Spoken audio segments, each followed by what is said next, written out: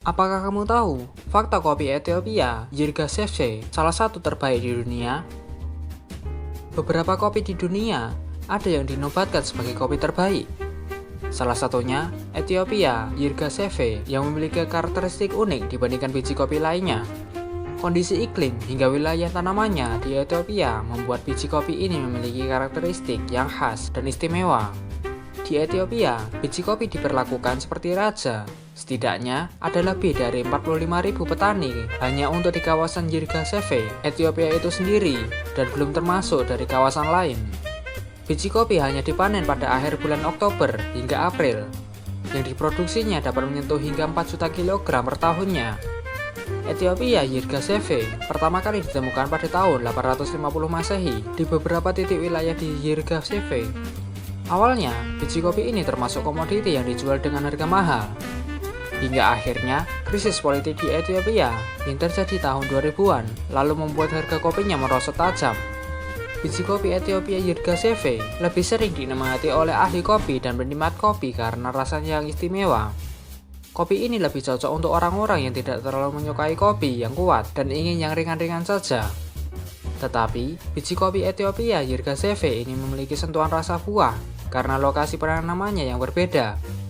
Biji kopi ini ditanam di atas ketinggian bersama dengan beberapa pohon buah lain yang memengaruhi rasanya.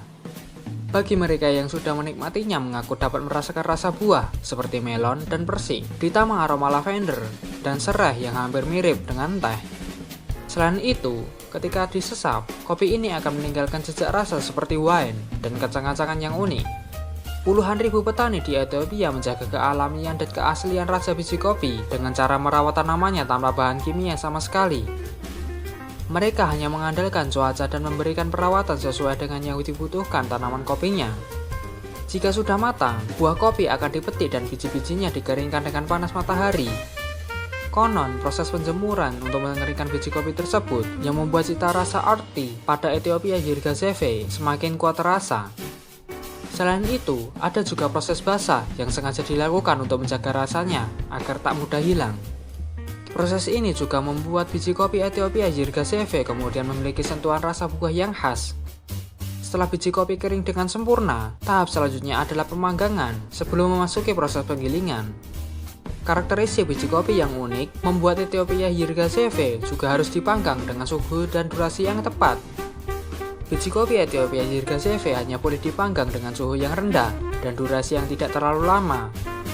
Konon, jika dipanggang terlalu lama, biji kopi ini akan langsung kehilangan cita rasanya dan hanya pahit yang bisa dirasakan dari hasil seduhan kopi nantinya. Tingkat pemanggangan yang cukup sulit ini membuat Ethiopia Yirgacheffe hanya dipasarkan pada beberapa tingkat pemanggangan saja, seperti medium roast dan light roast untuk mengeluarkan aromanya. Secara tradisional, di Ethiopia, biji kopi akan diseduh secara perlahan dan biasanya hanya disajikan untuk orang-orang terdekat. Upacara penyeduhan kopi yang paling panjang di Ethiopia bahkan dapat menyentuh 2 jam lamanya untuk beberapa gelas kopi saja.